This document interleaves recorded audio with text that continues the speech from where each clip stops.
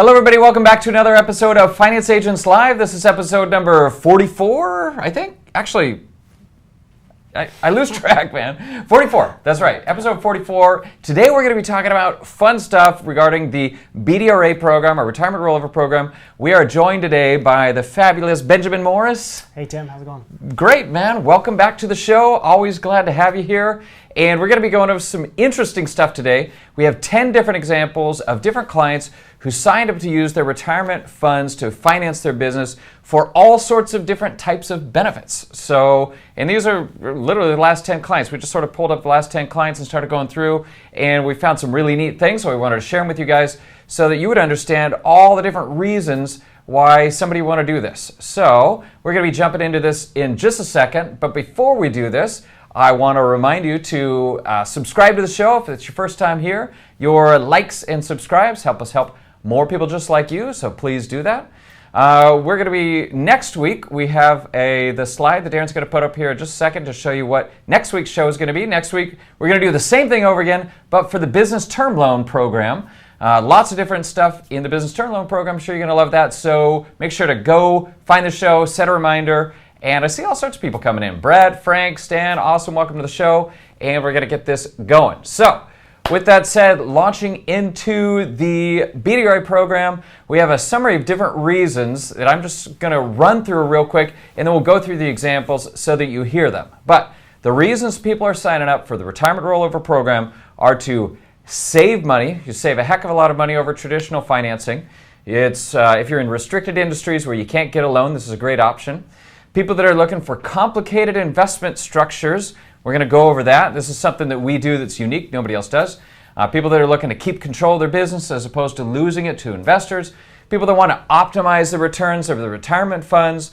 People looking to pay off loans that have gotten themselves into trouble, or maybe they just don't want to have debt payments as a business. People looking for fast funding, or people that just don't qualify for a loan. So lots of different reasons. Which one's your favorite out of those? My favorite is always the complicated structures. That's complicated. What I like to do. All right. Okay, perfect. Well, great. Let's launch into the first example. Remember, while you're watching this, if you're thinking, I got a weird question, throw it in there. We'd be happy to answer it. But our first question here, it looks like Darren has a weird question. No? Okay. He jumped. All right. First one is an energy storage company. And when I saw this, I said, Ben, what the heck is an energy storage company? Well, one of the newest things that's happening is as we grow solar and wind and all, alternative or green energy, a lot of these things generate more than you need. When you're pulling coal or mining something, it's very easy to quantify what you have and how much space you need for it. But with green energy, a lot of times it comes in waves. So you have too much solar, you got to store it. Batteries. Right. What we're really talking about is batteries, giant batteries. Okay, so coal is a type of energy storage, if you will, correct. And then you burn it to release it. Right. When you're doing renewable energy, you spend all this time capturing it. It comes in whenever the heck it comes in, and you got to store it until when you use it. Perfect. That makes sense. One of the cool things about solar panel is during the day, or peak hours, you get a lot of energy, you store it up, you use it at night. I don't know what I'm talking about. Anyway, yeah. Energy storage company, $201,000. It's kind of random to throw that one in there. Time to fund 55 days. That sounds a little bit longer than normal. Is that right? Yeah, absolutely. I mean, our process is generally the same. It generally takes about 2 weeks to get our process set up, but there are a lot of things that are out of our control, like rolling over their retirement account. And with this client and many clients, they're still employed. So this client was still in the process of their severance package from their previous employer, and we had to wait for that to run out before we could touch it. Great. Well, it turns out this guy was pretty savvy. He understood that starting a business can be expensive if you get a loan. On the next page, in the next slide that Darren's going to put up, we have a breakdown of the thought process he went through in order to decide that a retirement rollover was way cheaper than a traditional loan. He actually qualified for traditional funding, so we sort of put as an example, if he had gotten a $201,000 loan with a 4% origination cost, which is sort of average, he ends up getting $192,000. That means the origination, they take it out of your funding, but you still pay on the $200,000 loan. And at 7% interest, which is a great interest rate, by the way, for a 7-year loan, his cost of funds over that time was going to be over $60,000. But by doing a retirement rollover, between the initial costs and all the costs of managing a retirement fund over the same period of time, it would have been about $13,000, $13,415. So he saved almost $50,000 by doing the retirement rollover. That's a great savings. I think a lot of people don't ever think about doing this as a way to save money. Most people, it's a way to access money. Sure, right? And the other thing that people don't think about when it comes to the cost involved is, you're getting a corporation and a 401k plan. You'd have to pay for those things in addition to your financing if you weren't. Right, yeah. Just to go out and incorporate with an attorney, and I know because I've done it, you could end up spending $5,000. I know everybody thinks of LegalZoom, do the quick and dirty, cheap, whatever, but they don't give you a bunch of stuff you really need, like an operating agreement or a partnership agreement or anything more than just the basic, I'm working alone. You don't get it. You're going to go to a lawyer, you're going to pay $5,000 anyway, so you're almost getting the retirement rollover for free, if you look at it that way. Yeah. Somebody's asking, do you have to quit your job to use your 401k money? And the short answer is yes. In most circumstances, you need to leave your job. If the 401k savings you have is from that job, you got to quit to access it. There are some exceptions, but that's the general rule. Yeah, and those exceptions are really the reason why, if you have somebody, you're looking at their retirement account, or you're asking them, just get a statement, send it on over. Whatever the exceptions are, that's my job to know, not yours. Okay, perfect. All right, so the next example, here's another interesting one, and we're starting to see a lot of this type of business, but even in this industry, this was fairly unique for us, and this is a cannabis testing business. So a cannabis testing business, $513,000 is the amount they rolled over. That's a good amount. Tell me, what is cannabis testing, and what is it? Yeah, so what I really like about being in this industry is we're finding that we kind of all have this perception that everybody that's involved in cannabis is just buying plants and selling them. Or they're a grower or they're retail. They're just smoking doobies. Yeah.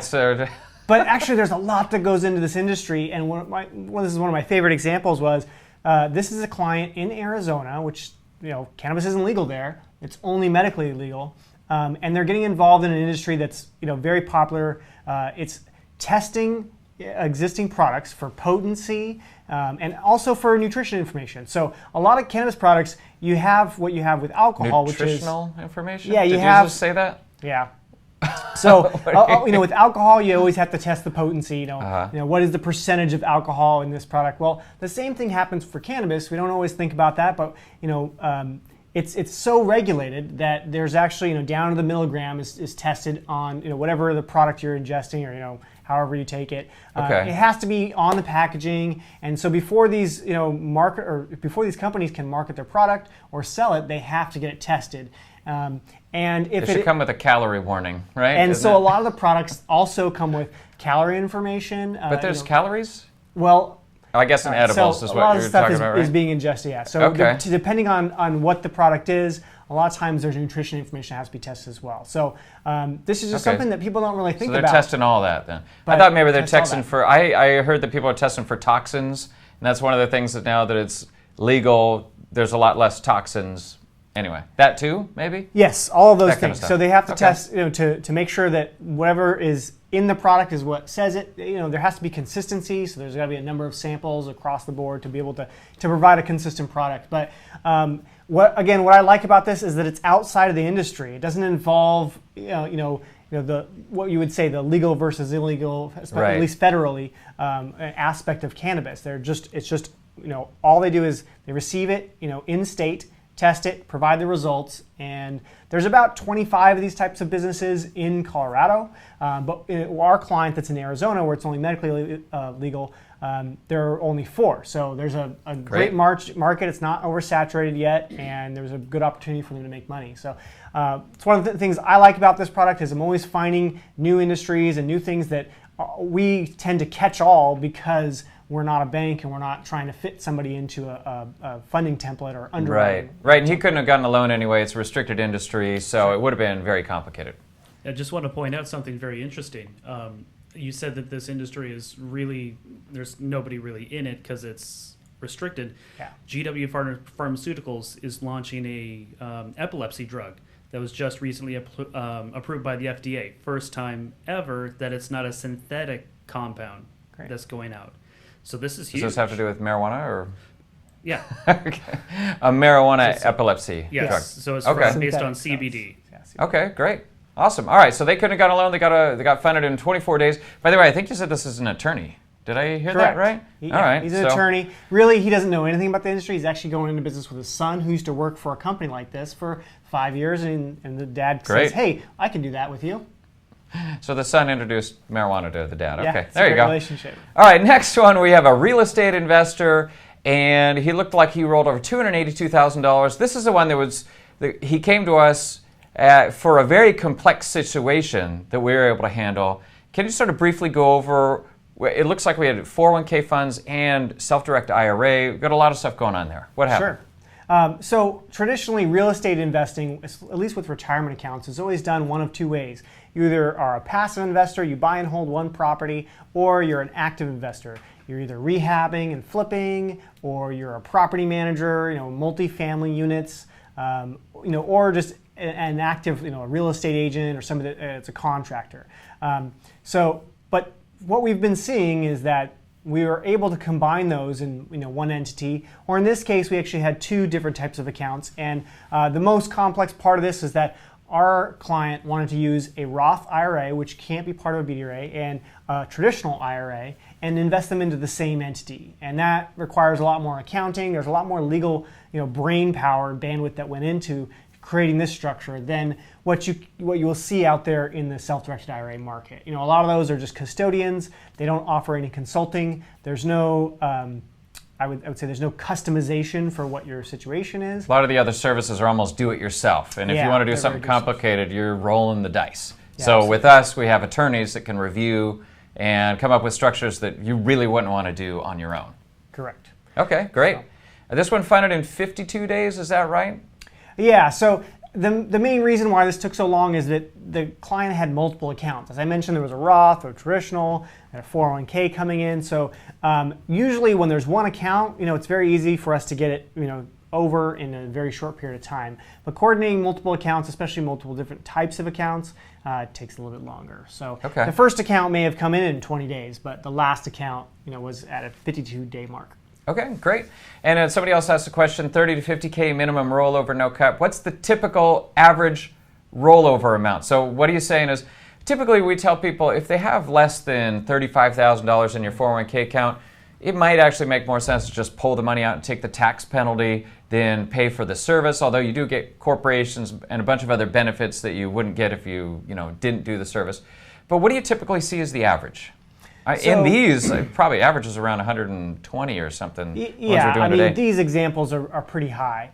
As far as just the average client, we don't really have a median here. It's mostly that the mean is around 50 to 60,000. That's where most of our clients actually have an account. And then, usually 1 out of 5 or 2 out of 5 will have more than 100,000. What's the most? Most I've ever seen is 1.3 million. Okay, great. All right, so if you have 1.5 million, sign up. You'll be our new example. Okay, next example here we have a social media platform company. Real interesting legal structure we kind of get into. Looks like they rolled over $91,000. Time to funding took a little longer because the principal person didn't want to leave their work for a while. And then the main motivation they had was maintaining control. So what we're talking about is a web company where you see a lot of these companies, they go out and get investors. And that process can be really difficult. But this company wanted to make sure to maintain control, and so they wanted to invest in themselves instead of trying to get somebody else. Right? What are some of the interesting things about the legal structure that they had? Sure. So again, my favorite things about this client is they're in an industry, like you said, that you tend to seek out private investors. You tend to, that's the nature of the beast. You have to give up control. You need to look out for angels because otherwise your tech startup's just not going to get off the ground. You're not going to have enough runway. So this client was actually able to pull them up by their bootstraps. They had their IP. I've never actually even seen a bootstrap, by the way. I don't even know what that is. You got to spend some more time with skinheads. Is that? Okay, well, that's how you... I don't know. Great. I'll look up skinhead bootstraps. So this client had already created their IP. They had a great brand, and then they branched out into separate companies. One that offered the tech product, the app, and then one that was a concierge service. So they're offering social media marketing. They're helping small businesses put themselves out there and have an online presence. And they have an automated, kind of do-it-yourself version, and they have, a full-on concierge. We're going to hold your hand. We're going to help you with the posts and help you form.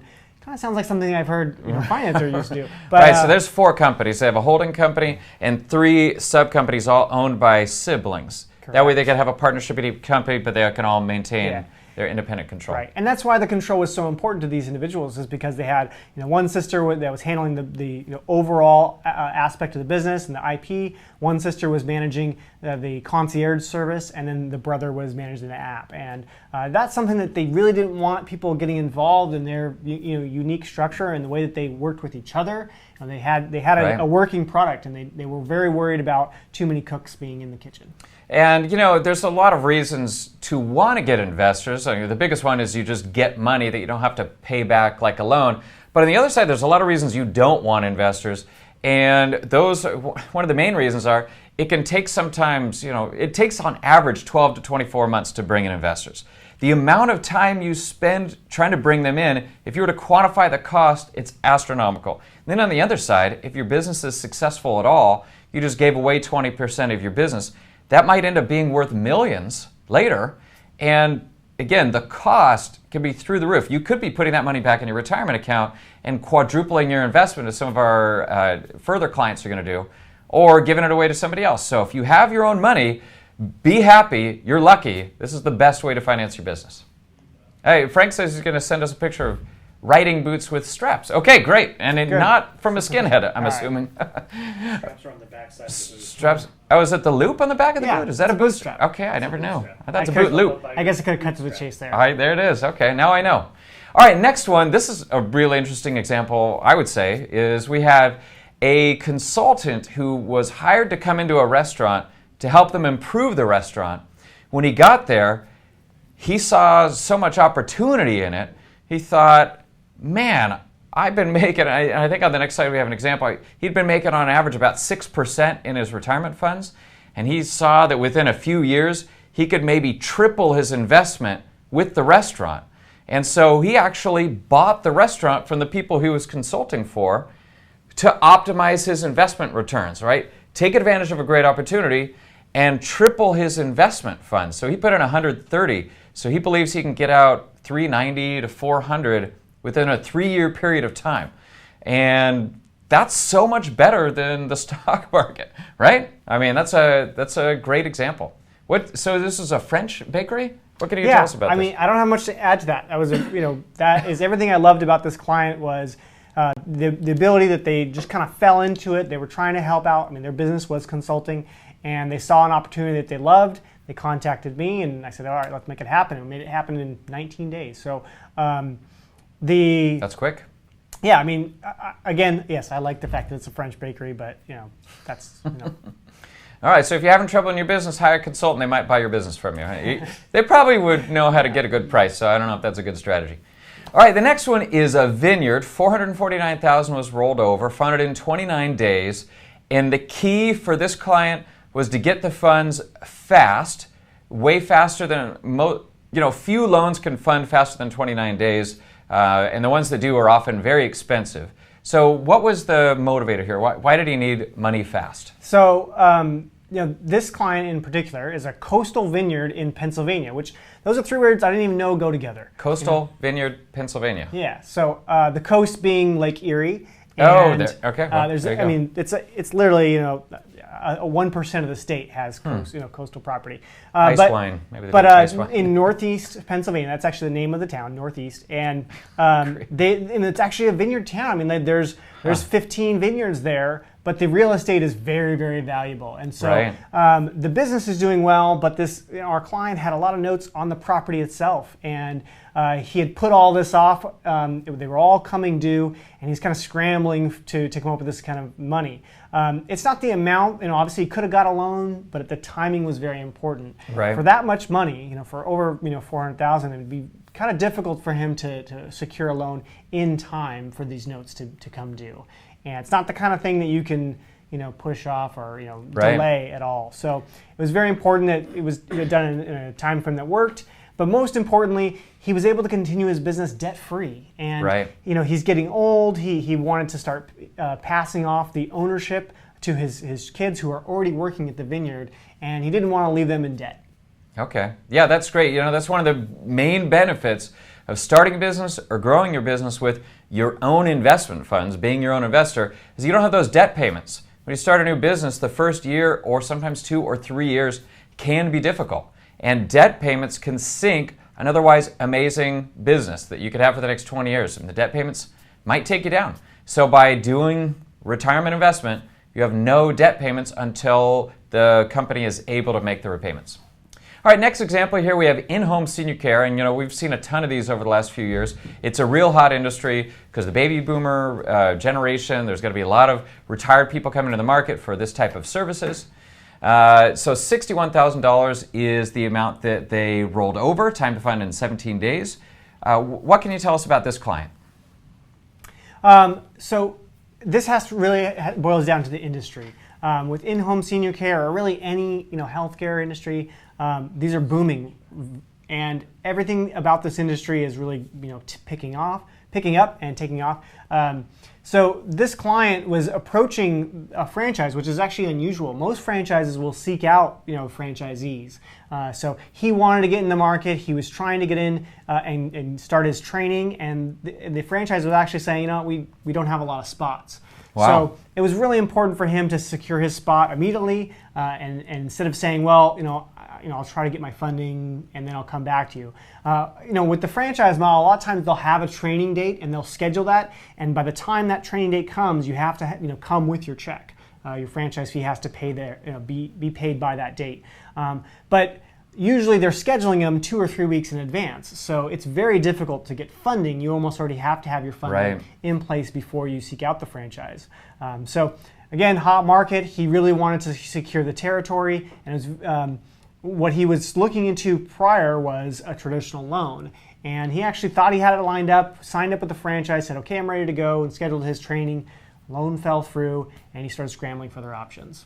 And sometimes the loan doesn't even fall through. It just falls into the black hole of waiting for a dang loan, right? Which can take a long time and they will not move on your timeline. They move on their timeline. So we help people with a lot of loans. We know how to accelerate the process when possible. But the nice thing about retirement funds, you just invest and move on. Another example of when that would be really good is if somebody's looking to buy a business, if you're looking to buy a business, you got to have the money at the right time. If you have the retirement funds, you can invest it and then finance it out later. So, by the way, are there any restrictions on using retirement funds and then later on getting a loan to buy back shares and put the money back into your 401k as a return on investment? That's a great exit strategy. A lot of times, people that are using these retirement funds, they're just not in a place to get qualified for a loan. So a lot of our clients look at this as bridge financing. Mm-hmm.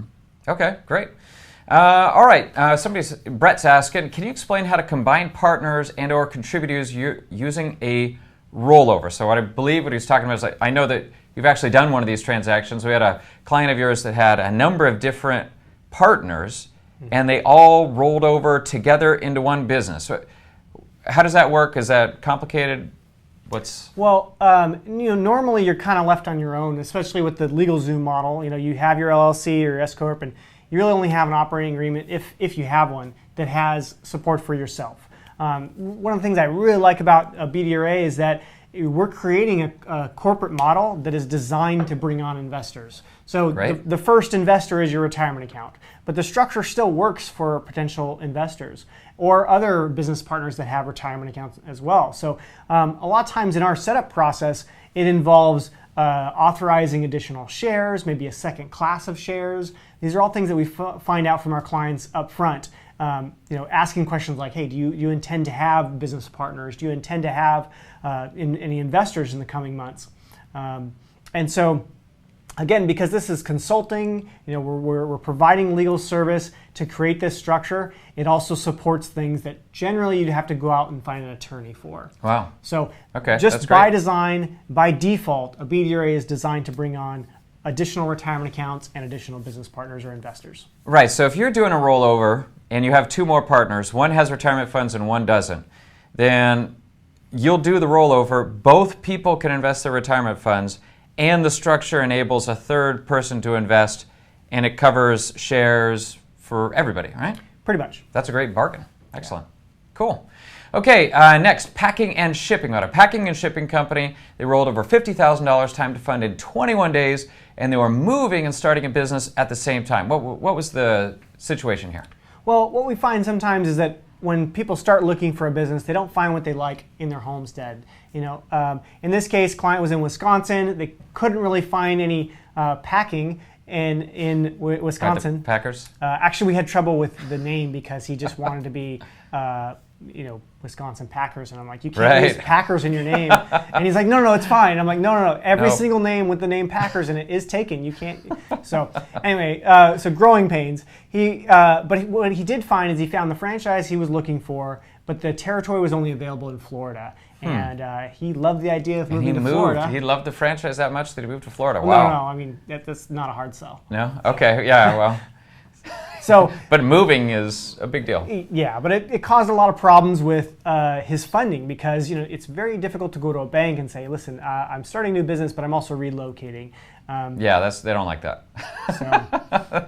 They don't like it at all. All right. Okay, cool. Well, that's an interesting example. And I think on the next we have, the banks was looking to say, you're a startup. You can't be moving, plus you need 2 years experience, and he didn't have the relevant experience, so he was not able to get a loan for that. But luckily, 21 days later, he had the money for his franchise. All right, our next example is a painting franchise. Client rolled over $140,000. Time to fund was in 21 days. That seems to be a common number. A lot of these are around 21 days.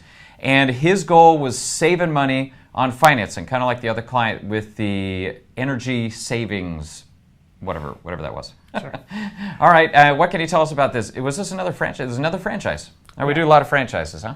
Well, they come to us. So, right. The time frame, it is pretty much blisteringly fast. I mean, it's about as fast as it can go. And so you see a lot of 21 days, a lot of 19 days, 17 days. I mean, like that 2.5 to 3 week period is about as fast as you can get this done. So you'll either see that, or you'll see the clients that weren't in a hurry. They usually are in the 30 to 50 day time frame. Okay, I think we have a breakdown on the cost savings that he was looking at. The loan that he was approved for, $140,000 with a 2.5% origination expense.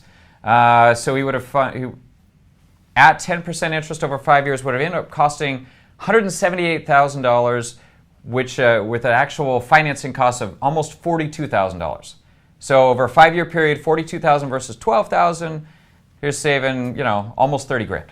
So that's a great savings. Yeah, also, what doesn't get put up on the screen there is no payments. Yeah, no payments. Yeah. There's nothing to pay immediately. So if his first year of painting isn't what he expects, it's not going to put him out of business. Right. Great. All right, and then our last example, cannabis. I mean, how many cannabis products do you have coming to you a month? You got two or three coming every month? 1 out of 10. 1 out of 10. Usually. Okay, that's a lot. lot. 1 out of 10, 2 out of 10 real estate. About that. And I know that we used to be concerned about doing cannabis for retirement funding, but because of changes, now we're okay. Are there some scenarios where it is and isn't? What do you guys look at on that? Well, if it's illegal in your state, then don't do it. If it's illegal in your state, don't do it. But if it's legal, so we're going by state law, basically, is the precedent. Okay, great. So $150,000, and this is for cannabis extraction. What is that? So this goes back to CBD and oils, things that are being made from cannabis. What's CBD? It's a cannabis oil, so it's something that's extracted from the whatever the produce that's grown and harvested. So, but usually there's very special equipment that is required for something like this. And again, this is called a bong. Going back to the legalization or the structure of what you can do with cannabis. This is somebody who is not involved in cannabis. They are simply obtaining the equipment that's used for extraction and then leasing it to cannabis companies. So again, it kind of goes back into so they're not even doing it. The legality. They're just leasing the equipment. Correct. Okay, that's an interesting business model. So they're buying expensive equipment, leasing it out to people that can't buy it. Sure. So good market for that. Again, going back to the thought process of, I want to get involved in cannabis and help people that are in cannabis business. Usually the growers and the distributors, they usually don't need funding. Those are the type of people that come to the table with cash, and they usually don't have any issues. But all of the ancillary or supporting businesses are the ones that are traditional. They're not on paper a cannabis company, and those businesses generally do need funding. Right, and they're still all in a restricted industry for the banks. You just can't go to the bank, Right. And that's when other alternative examples like this become a great option for you. Right. Okay, good. Well, that's all of our specific examples, and we're happy to answer some questions. Reminder, come back next week to hear some interesting examples of business term loan clients. By business term loans, we're talking about SBA, alternative term loans, 3 to 5 years, sometimes up to 25 years. We've got a lot of different examples for that, so I think that'll be interesting too.